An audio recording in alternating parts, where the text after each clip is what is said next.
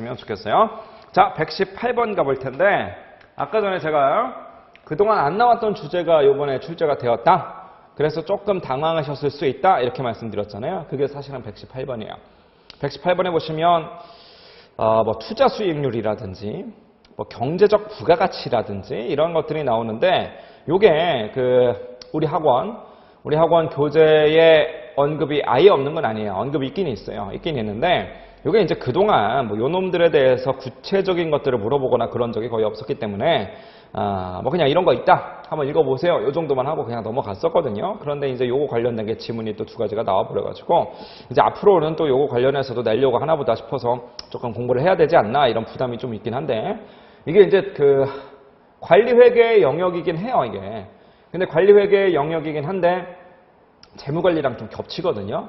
그래서 모르겠어요. 재무관리에서 이걸 배우셨는지 어쩌는지 잘 모르겠는데 다른 회계사 시험이나 세무사 시험 같은 경우에는 관리회계에서도 가르쳐 주고요. 또 재무관리에서도 가르쳐 주고 이렇게 하는데 사실은 이게 관리회계에서는 우리 시험에서는 그동안 나온 적이 없었거든요. 그런데 이번에 관리회계에서 이게 딱 나와버려가지고 조금 애매하긴 한데 이렇게 하겠습니다. 이 투자 수익률이나 경제적 부가가치 이거 말고도 뭐 잔여 이익이다라고 해서 하나 더 있거든요. 그런 애들 패키지로 해서 묶어서 제가 이제 설명을 해드리자면 한 2시간 걸려요. 2시간이 걸리는데 지금은 그런 거를 설명해드리는 강의가 아니라 이제 어쨌든 기출문제에 대한 강평이니까 지금은 아주 중요한 큰 그림만 그냥 요점만 좀 보여드릴 거고요. 요게 이제 올해 나와버렸기 때문에 내년부터는 조금 이제 자세하게 봐야 되지 않을까 이런 생각도 조금 들긴 하는데 그런 것들은 어쨌든 내년 시험에 준비할 때 이제 다시 한번 봅시다. 어쨌든 일단 이 문제를 보시면 책임회계와 관련된 설명으로서 옳지 않은 것을 좀 골라보래요. 1번 정도는 우리가 얘기할 수 있겠다. 그죠? 책임회계 단위의 성과평가 시 예산과 실제 성과를 비교할 적에 고정예산은 고정원가 항목에 대한 예산이고 변동예산은 변동원가 항목에 대한 예산을 말한다. 이렇게 착각하게 되게 쉽거든요. 하지만 절대 아니라는 거. 고정예산이라고 해서 고정비만 있느냐? 아닙니다. 변동예산이라고 해서 변동비만 있느냐? 그게 아니라는 거지. 변동비냐 고정비냐 그 얘기를 하려는 게 아니라 고정예산은 언제 짜는 거야? 고정예산은 그냥 연초에 딱 짜놓은 거. 연초에 짜놓고 말 그대로 고정되어 있어서 안 바꾸는 그 예산. 우리가 옛날에 1월 1일 날 이렇게 예산을 짰었지라고 했던 그 과거의 그거. 과거에 나는 이거 100원이다 라고 생각해서 그거를 우리는 고정예산이라고 합니다. 변동예산은 뭐예요? 예산을 짜놨다라고 할지라도 실제로 뭔가 이렇게 영업을 해보니까 실제로 제조도 하고 판매도 하고 해보니까 뭔가 막 상황이 바뀔 거 아니겠어요? 그 상황이 바뀜에 근거해서 뭔가를 좀 바꿨어. 예산을 살짝 변동시켰다라고 하면 그것을 변동예산이다 이렇게 부른다는 거지. 그래서 이제 고정예산이냐 변동예산이냐는 변동비냐 고정비냐 그 문제가 아니라고요. 변동비든 고정비든 고정예산 다 있고요. 변동비든 고정비든 변동예산 다 있는 그런 개념이라고. 그래서 언제 짠 예산이냐 시기에 대한 그런 분류인 거지 변동비냐 고정비냐 행태에 대한 분류가 아니라는 거. 그걸 좀 기억합시다. 답은 1번이다. 이거는 뭐 찾을 수 있을 것 같아요. 옳지 않은 것은 답은 어쨌든 1번인데 동그라미 2번 한번 볼게요. 책임회계 단위의 성과평가는 원칙적으로 통제 가능성을 따라야 된다. 자, 여러분 이것도 기억나시는지 모르겠는데 저한테 월가관리회계를 배우신 분들은 제가 이거 첫날 가르쳐드려요. 첫날 제가 무슨 말씀을 드리냐면 통제라는 말이 나오면 뭘로 바꿔서 읽으라고 말씀드리느냐? 성과, 평가 이렇게 바꿔서 읽어보세요 이렇게 말씀드린다고요. 즉 통제가 가능한 것만 가지고 성과 평가를 받아야지 돼요. 통제가 가능하다는 얘기는 무슨 얘기냐?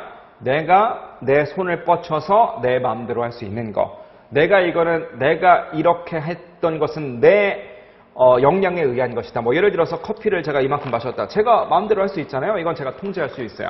그러면 왜 커피가 이거밖에 안 남아있느냐라는 걸 가지고 저한테 성과평가해도 상관이 없다는 거야. 무슨 말인지 아시겠죠? 그렇죠? 하지만 지금 이 강의를 온라인으로 수강하고 계시는 여러분들 입장에서 이 커피는 통제가 안 돼요. 지금 여러분들 책상 위에 있는 그 커피는 통제가 되더라도 제 손에 들고 있는 이 커피는 여러분들 입장에서 통제 안 되는 거잖아요. 그럼 이 커피가 얼마가 남아있든 간에 또 위치가 여기든 간에 여러분들이 어떻게 할 수 있는 게 아니기 때문에 여러분들한테 이 커피에 대해서 뭔가 책임을 물을 수는 없다는 거죠. 즉 통제가 가능한 범위 내에서만 책임을 물어야 된다라는 그게 바로 성과 평가 가능성입니다. 그래서 성과 평가는 당연히 통제 가능성을 따라야만 되겠죠. 즉 통제가 가능한 거에 대해서만 성과 평가를 해라. 통제 불가능한 걸 가지고 성과평가에서는 안 된다라고 하는 거 이걸 좀 기억합시다. 자, 3번하고 5번은 좀 이따 보고 4번을 볼게요. 4번. 인사부문과 같은 지원부서는 원가 중심점으로 분류된대요. 자, 원가 중심점이라는 게 뭐냐면 이런 거죠. 원가에 대해서 책임을 져야 되는 그룹. 이렇게 생각하시면 돼요. 그냥. 예를 들어서 원가가 생각보다 많이 나온 거야. 원래 예상하기로는 100원 정도 나올 거라고 생각을 했는데 원가가 200원이 나와버린 거야. 그래서 사장님이 화가 났어요.